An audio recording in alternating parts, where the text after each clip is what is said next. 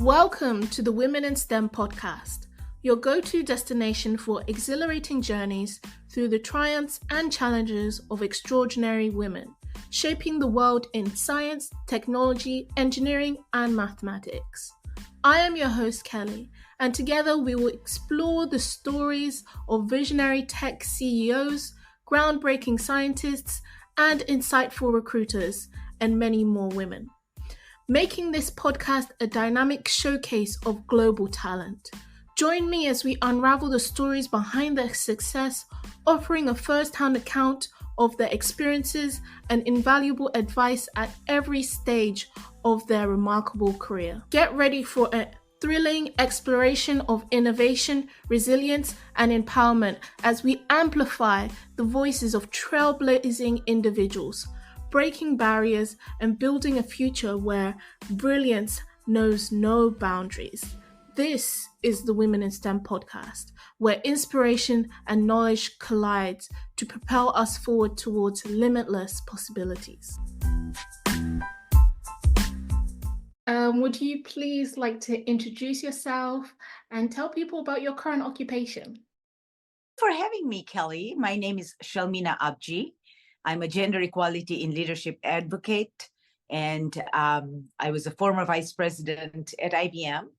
And my goal is to help career women maximize their leadership potential. Wow, those are some big hitter names that you've just mentioned in this very short introduction. So I'm really looking forward into getting to learn a lot more about you. But I know that you've recently came out with your book, Show Your Worth. And I was just wanting to understand what inspired you to write your book. And can you, kind of give us some context around it? Of course. And so just to give you a little bit of my background, Kelly, I grew up in humble beginnings in a small town called Mwanza in Tanzania, which is in East Africa. I was motivated to obtain a college degree because it was painful to watch my mom work so hard to cook for others. We sold food on the street. And so at the age of 15, I left home to pursue higher education, firmly believing that if I had a degree, I could lift my family and myself out of poverty. And so that journey, and you can read all about me online, but that journey brought me to United States. I got a degree in computer science. So I'm a woman in STEM. And I was here as a foreign student. So it was difficult to find a job because I didn't have the right visa status. But I was very fortunate that one company hired me. And, when I first started, first of all, I was ecstatic, right? The $27,000 a year that they offered me was more money than my parents could make in 10 years. And so I thought, this was it. We're never going to be poor again. But then when I showed up to work, I realized I was the only woman of color in a company of 2,000 engineers.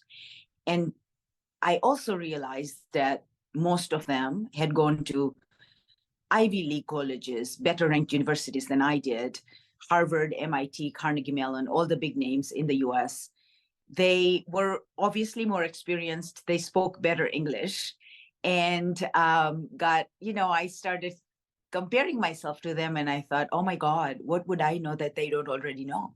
What value am I going to create? My ideas really won't matter. And that instilled fear of speaking up.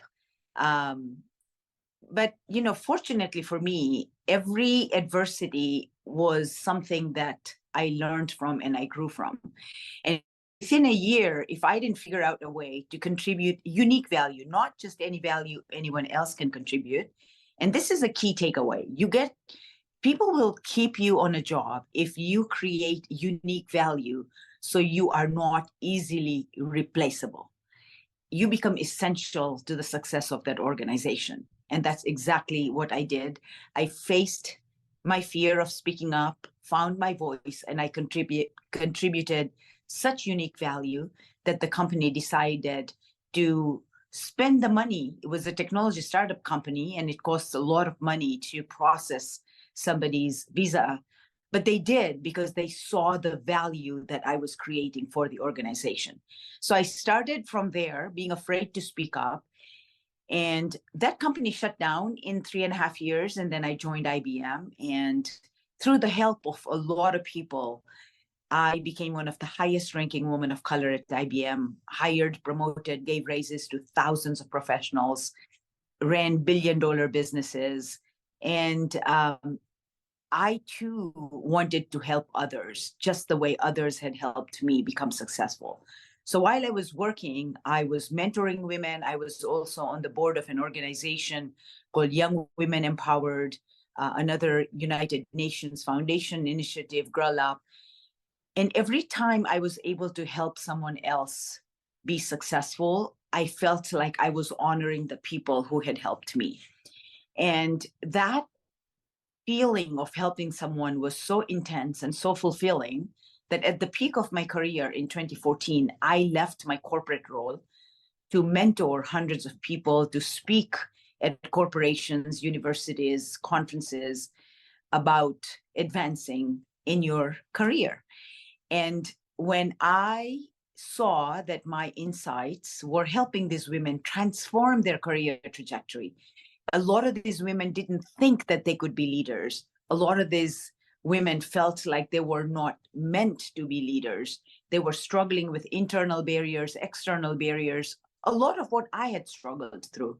And when they started thriving, I was motivated to write a book because I figured if my insights can help hundreds of women, it can help millions of women. So that's the journey of me writing the book. They inspired me. That's such a wonderful journey. And I think I can definitely relate to parts of your story where you're kind of highlighting imposter syndrome, kind of feeling like the odd one out. And I know that so many of our listeners, as I mentioned, they are worldwide, kind of are going through similar issues and are in a lot of different states in their career. In your book, Show Your Worth, you discuss the importance of defining short and long-term successful intentions. Can you share your insight on how women in STEM can navigate and define success for themselves in a strategic manner? Yes. But first, let me touch base on what you talked about imposter syndrome. Mhm. There is no such thing. It's a made-up thing. It's someone has led you to believe that you don't belong here. But frankly, no one can lead you to believe anything. You have to believe that yourself. It's a voice in your head. If this voice tells you you don't belong here, it's your voice. You just tell the voice, I belong here. I have really earned to be here. And the society is making such a big deal out of, oh, I'm having an imposter syndrome. So everyone thinks, oh, it's normal to have that. No, it's not normal. You have earned the right to be where you are. Are you an imposter? Are you acting to be someone you're not? If you're not, then why do you have an imposter syndrome? I get very passionate about this because it was instilled in me too. Oh, I don't belong here, or my own head instilled it in myself until I realized this is just a voice in my own head. And I've worked really hard to get here. So I want all your audience, just because you don't see anyone that looks like you in any leadership roles, don't start undermining yourself, underestimating your worth, and thinking that you don't belong there. These are all voices in your head that you have the ability to shift. It's your voice, it's your mindset. You can shift it whenever you want. So now to your question of intentionally defining what success means to you. And in my book, in the very first chapter, I ask women to think big and to define where they want to be in 5 years. And the reason I ask them is because I, for a very long time, settled for success. Depending on where I came from, making $40,000 a year and being able to rent a one-bedroom apartment, I thought I was highly successful. And the good news is because of my previous job in my company who did my green card for me to live in America, I was wired to show up to work, to contribute value at my maximum capacity every single day, because I knew that's the only way I would keep my job. And I knew that was the only way they would process my paperwork. And so even after that company shut down and I joined IBM, I still showed up to create unique value in all my interactions every single day.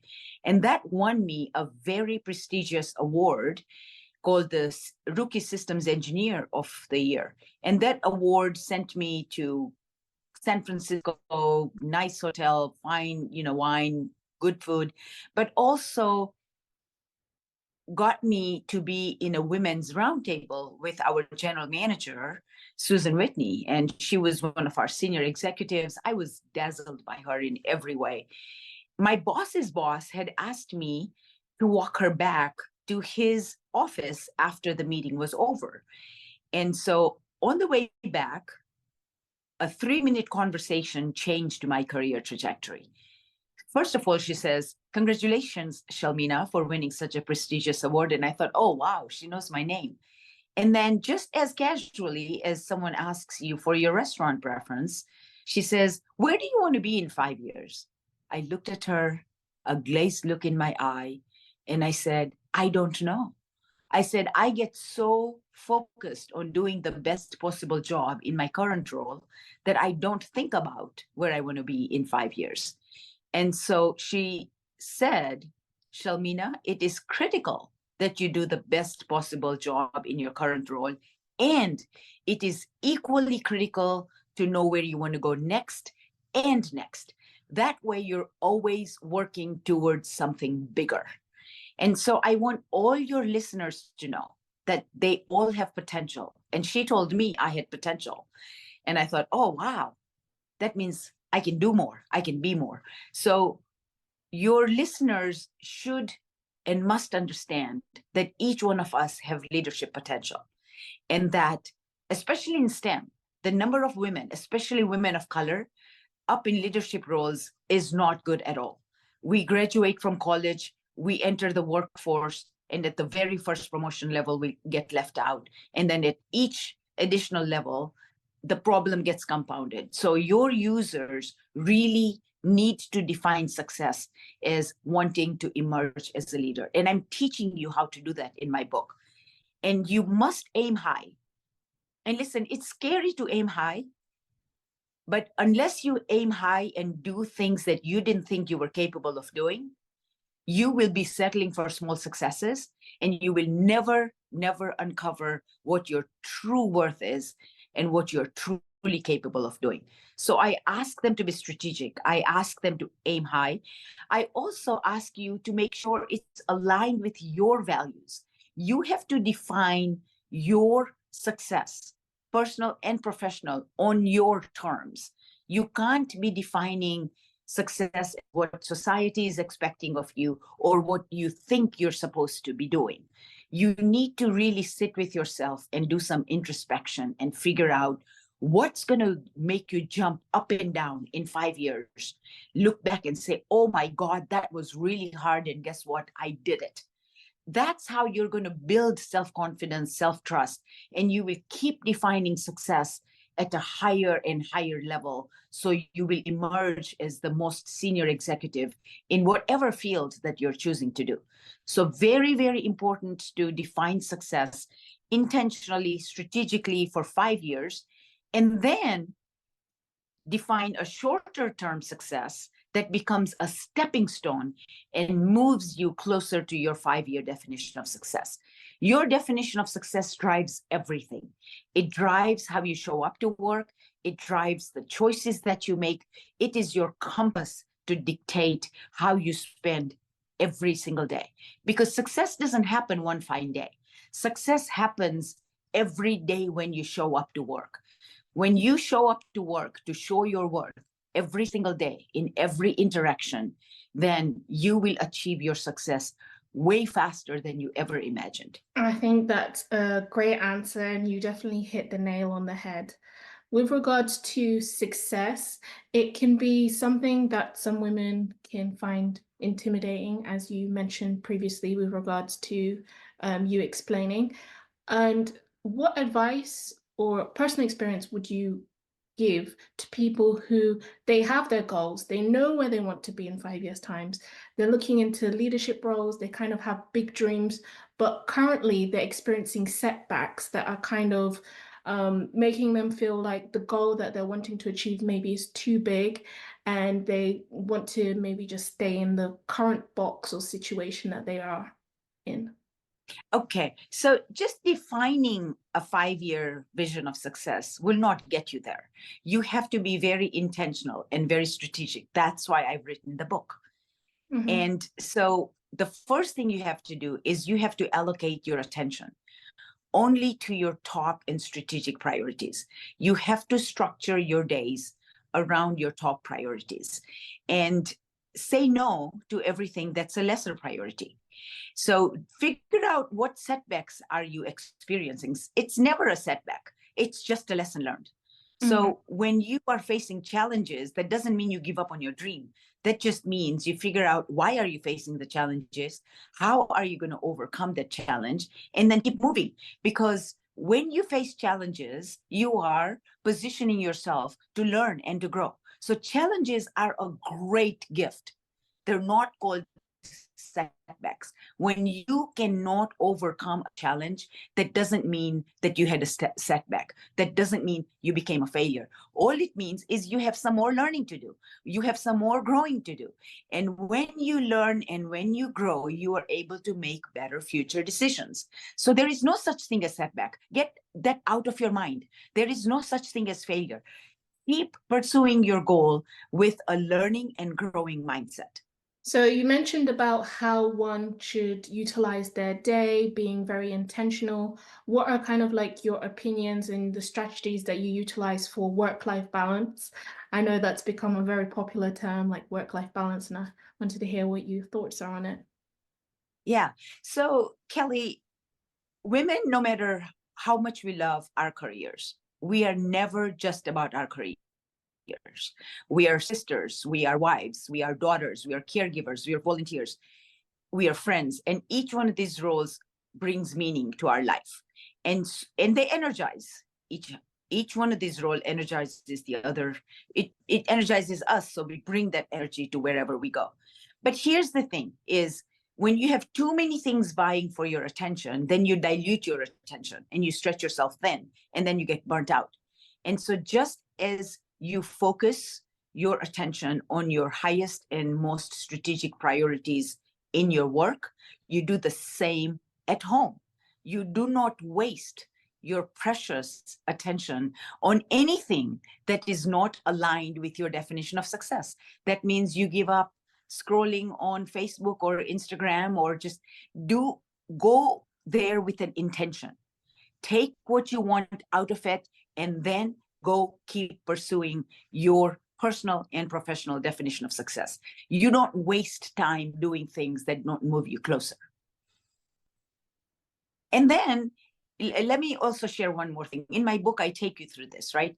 I talk about intentional attention. There's an entire chapter around work-life balance, but I also ask you to set aside 30 minutes every week to really do a self-evaluation, to reflect upon how did you do last week?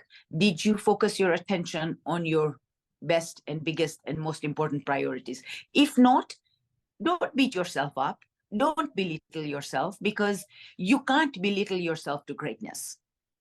What you do is you learn, you course correct, and you quickly move to celebrating the successes you had. Because women are wired to beat ourselves up. We are such harsh critics of ourselves. And then we deplete ourselves of energy to pursue our success. Instead, what we need to do is, yes, we want to learn. Yes, we want to course correct, but we quickly want to celebrate our successes. That builds a success mindset. And these small successes become transformational successes over time.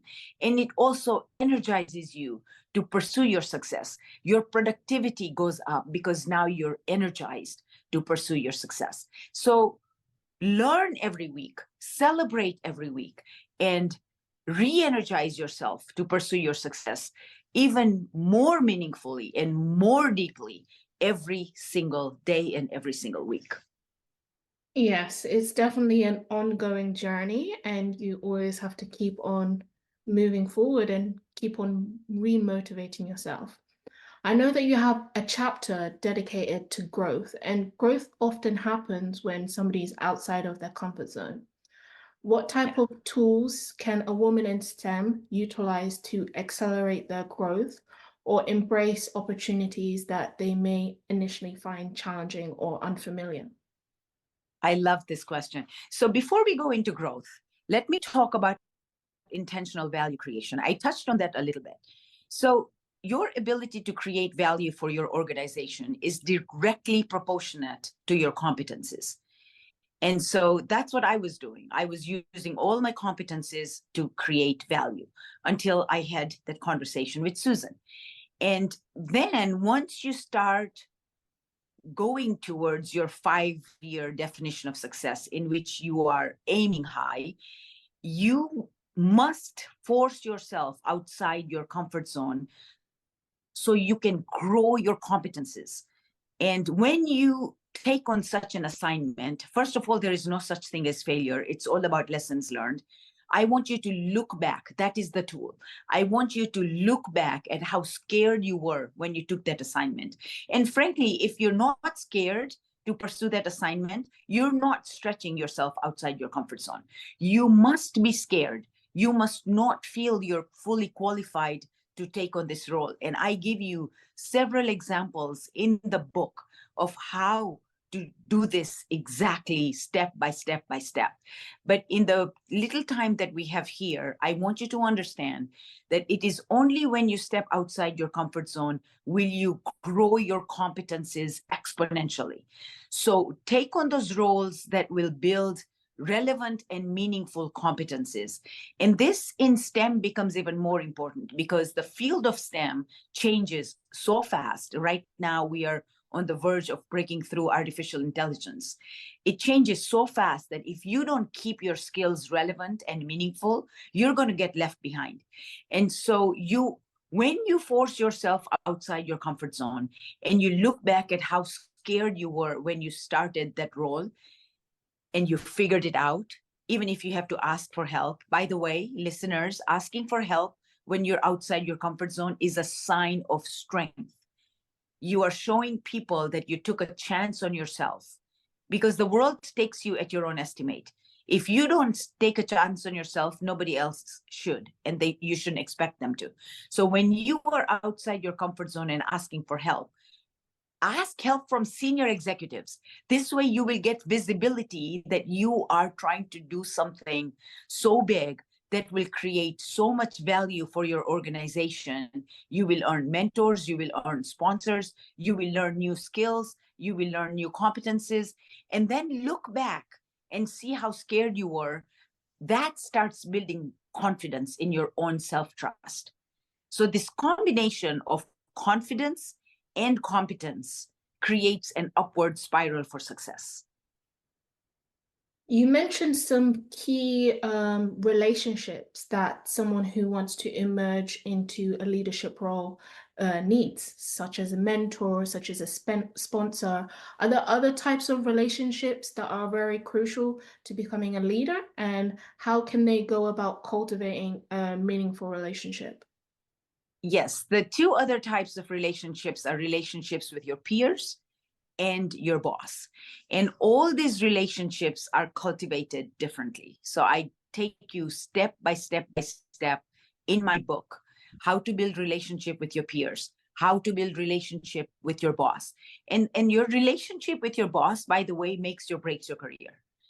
It's very crucial that you take the time to build a professional, trusted relationship with your boss because you want your boss to be your partner in your success. And the way you do that is that you contribute success outside of what is required of you. You contribute success towards the success of your boss. And he should know that. You should make him or her aware of it. And make her your partner. Show her that you want to emerge as a leader. Demonstrate your capacity to lead by stepping outside your comfort zone, by building relationships, by bringing energy especially when situation is not good, by bringing solutions and not just becoming part of the problem. All these are ways to earn relationships. Same thing with mentor. Figure out who should be your mentor and why, and then ask them. I'm teaching you how to ask them. I'm teaching you how to sustain those relationships. Because what I also share in my book, in the chapter of intentional relationships, is Alex Haley's quote: when you see a turtle on a ledge, you know it had help getting there. That's my story. You heard where I came from. The only reason I was able to thrive and rise to the top of my career is because I had these relationships that helped me, these relationships that I could go to whenever I needed help.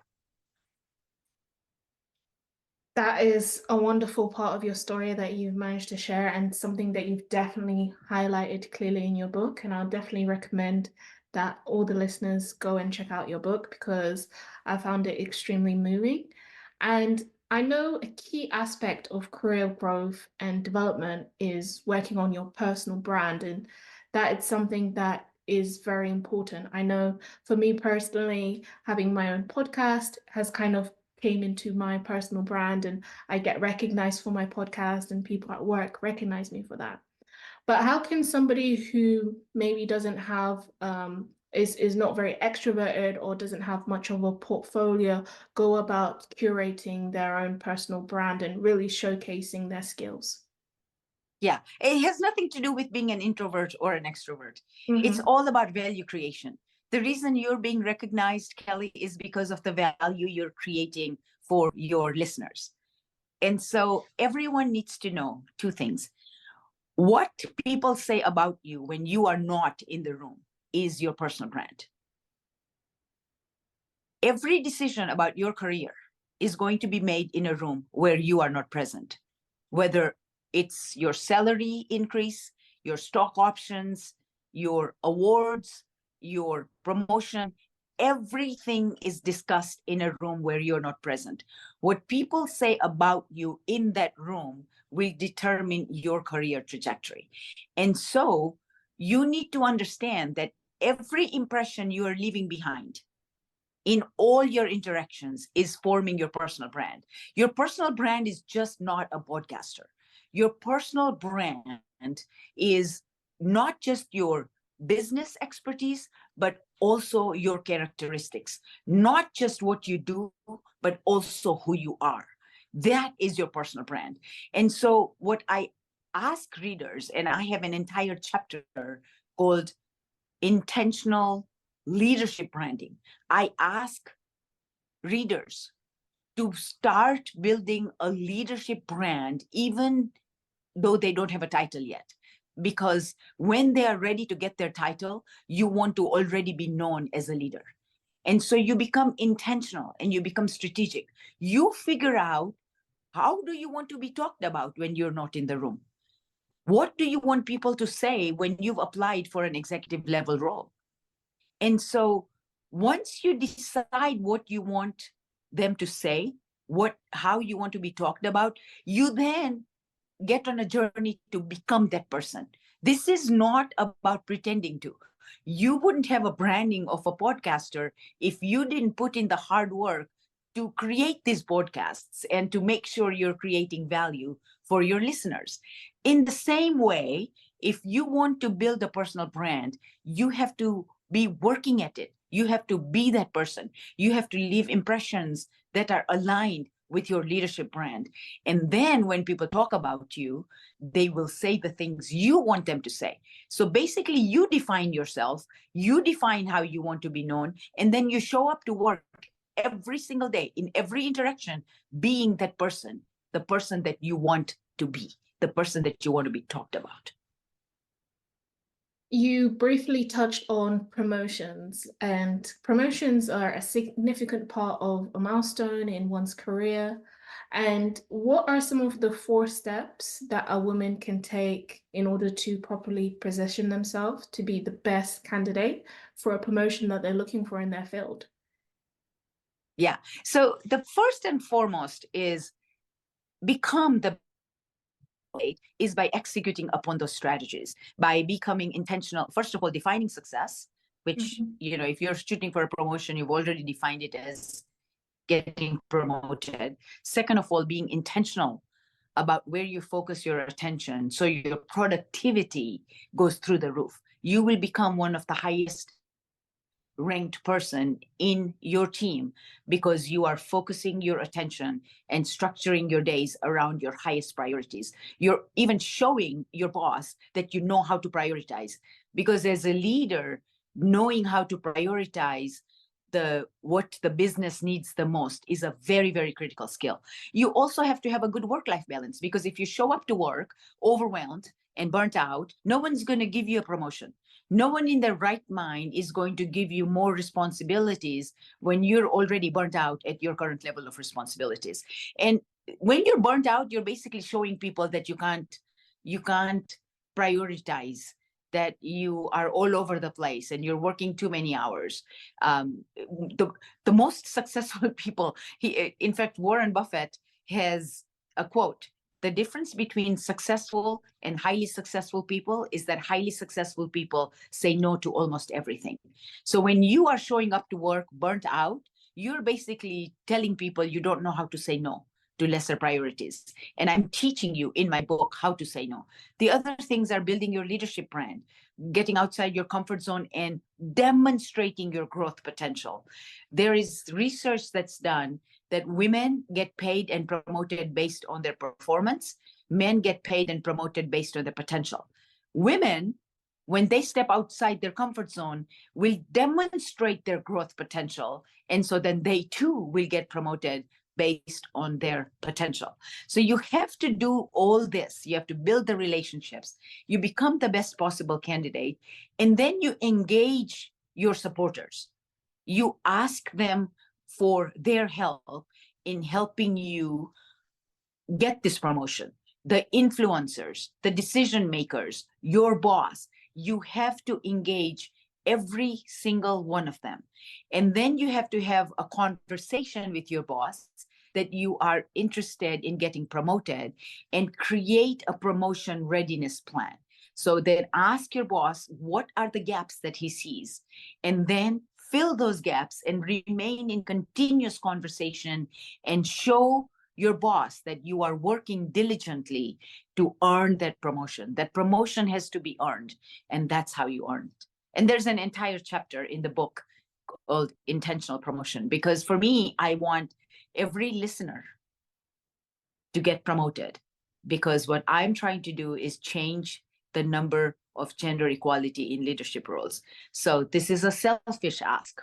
If you get promoted, I can achieve my life's purpose. So every single one of you should put promotion as your 5-year or even a 1.5 year or a 1 year definition if you feel you're already ready once you read my book.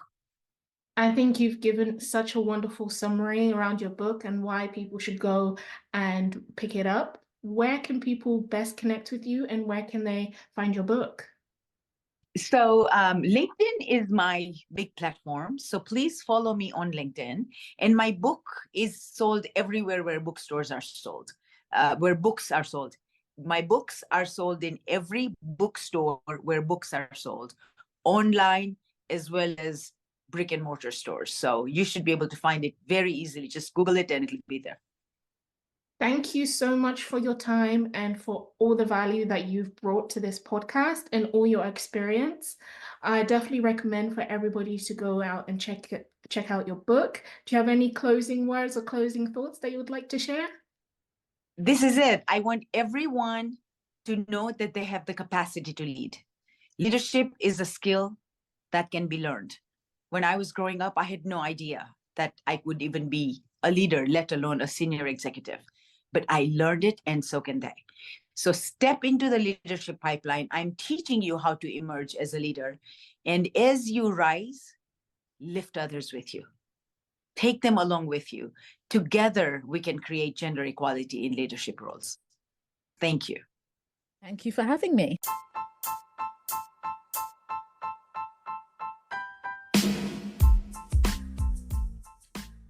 Thank you for listening to this podcast episode with me, your host, Kelly. I hope you came away from this episode feeling inspired and gained so much more knowledge about women in STEM.